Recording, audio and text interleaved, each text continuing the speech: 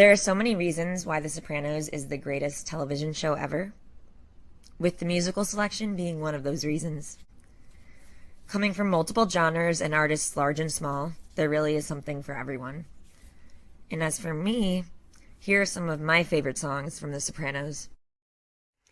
Oh, by the way, before we start, I know that you can't really hear much of the songs in this video, and that's for copyright purposes. The good news is you can find them in each episode. Anyway, let's get to it. I mean, Mahaffey doesn't have the money. Mahaffey does not have the money. How can he not have the money? First, one of my favorite Sopranos songs appears right in the pilot, and that is Fired Up by Funky Green Dogs. It comes on at the Bada Bing, which is a topless bar run by Silvio Dante. I love the man. Man is driven in toto by his insecurities. I feel bad I was the messenger. Smart. Could be major. Could be as good as garbage. Hey, garbage is our bread and butter. Was. Next up, You're right, it's him. All of a sudden it's for a meeting to discuss shit we already covered. It's winning a wire. Make sure you send a message to everybody else. this song, Inside of Me, by Little Steven and the Disciples of Soul, comes at a funny moment because they have a sit down and Junior gives Tony the okay to take out Jimmy Altieri, a rat. Meanwhile, Tony's aware that in the prior episode, Junior had tried to take out Tony. And that facial expression on Tony speaks 1,000 words. Next up.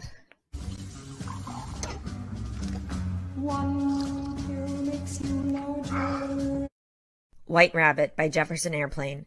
In Season 1, Episode 7, Down Neck.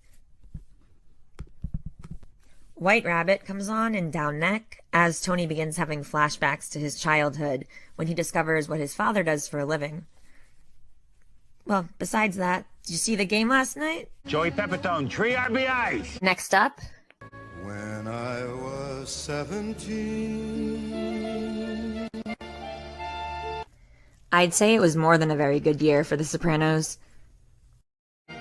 After the extraordinary success of The Sopranos Season 1, Season 2 had a hard act to follow.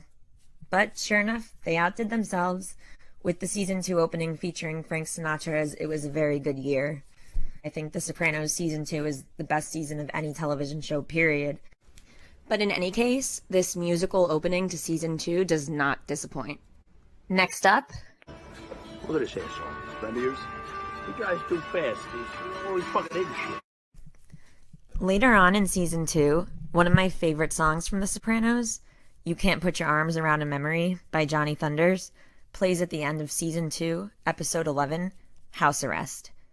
What makes this song one of my favorites in The Sopranos is how it's connected to the ending scene and the foreshadowing that we see, both with Tony and Agent Harris making small talk while Big Puss walks back into Satriali's and leaves the group.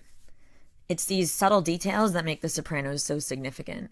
Next up, Free Fallin' by Tom Petty. So he's ready to go buy a boat. With Free Fallin', the song starts playing as Tony announces to AJ, Meadow, and Carm that he just bought a new boat. And after Tony breaks the news, Meadow also announces that she'll be attending Columbia University for college. But the most special moment for me here is the instant transition from the kitchen table to Tony waking up in the backseat of Syl's car. You won.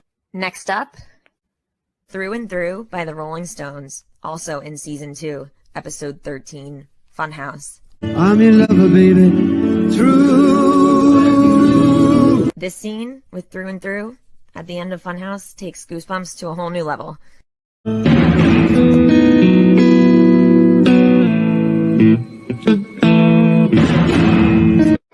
We'll be right back after a message from our sponsor, Ajax, available in a store near you or on Jefferson Avenue. Do you think it's too down? I mean, with the chorus, his blood cleans every stain. Oh, it's a great mother jumping lyric, Jan. Yeah, but what are we selling? The Ajax here? His blood cleans stains? Next up, Living on a Thin Line by the Kinks. You don't have to do that. Oh, really, I wanted to. It's steak nut for breakfast. The Sopranos does such an excellent job at illustrating this constant back and forth from civilian family life at home and the other family and world that exists out on the street.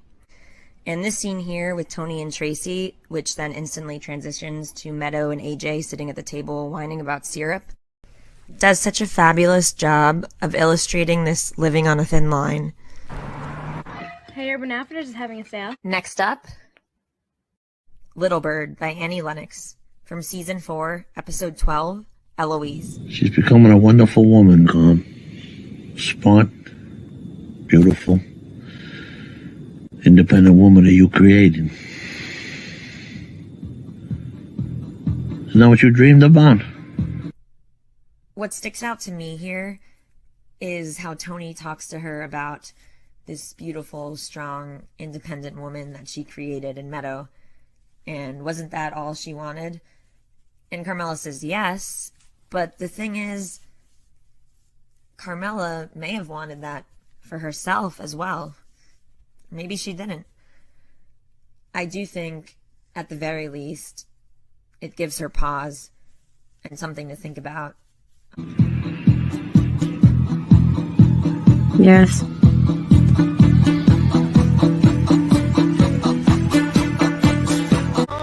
We'll be right back after a quick message from our sponsor. Yeah, let me tell you something, dude. Thank you, but I've recorded in Denmark. Denmark, the ideal destination for XD filers in search of a chorus.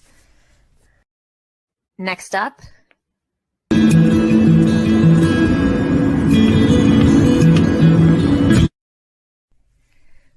what's heartbreaking and also interesting here about the song choice is that, of course, as you know, it's Leaving California by Sean Smith, and in the show, they kind of allude to this idea that she would be leaving in California, or that she'd want to go to California.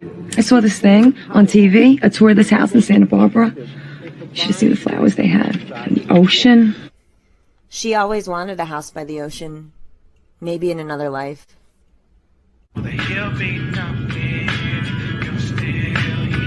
Next up,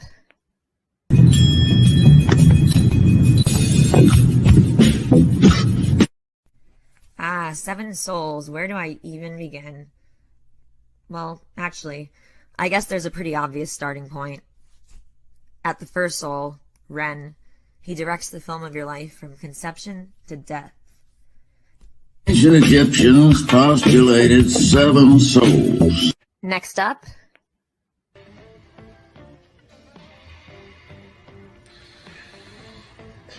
Yes, it's been rough between us. I know our hearts get so hardened against each other. I don't know why.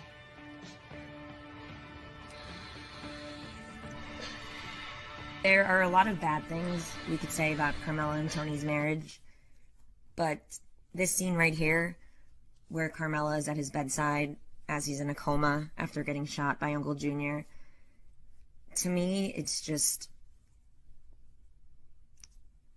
a perfect illustration of love.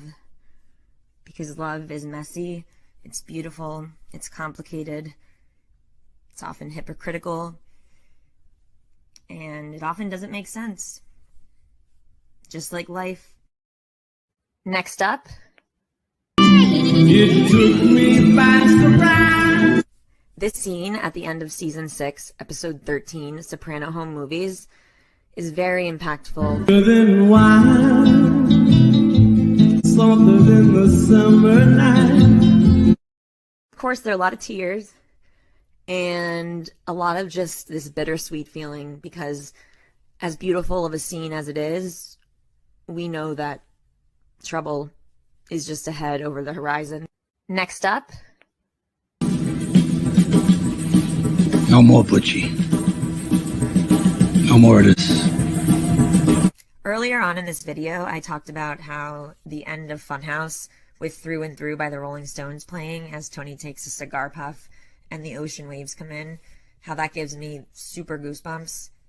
Well, this is the other song that gives me super, super goosebumps on The Sopranos, and that is evidently Chicken Town, which comes on at the end of season 6, episode 14, stage 5. Imagine if we could listen to Tony and Christopher's thoughts right then at that moment. Next up, West Virginia, Blue Ridge Mountains, Shenandoah River. Take Me Home, Country Roads by John Denver. For some reason, this song, Take Me Home, Country Road, gives me this strong, powerful feeling of nostalgia and sentimentality. Next up, The Valley by Los Lobos. Walk Like a Man is when the shit officially hits the fan for Christopher, which sounds kind of crazy because you'd think technically it hit the fan a lot of times already. But this is kind of like that final breaking point. Because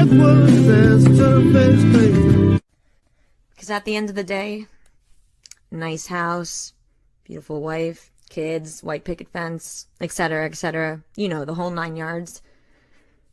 If you're not really free, it doesn't matter much in the end. Thanks for watching and listening. I hope you enjoyed this video. If you did, give it a like and comment and let me know what your favorite songs are from The Sopranos. Talk to you soon.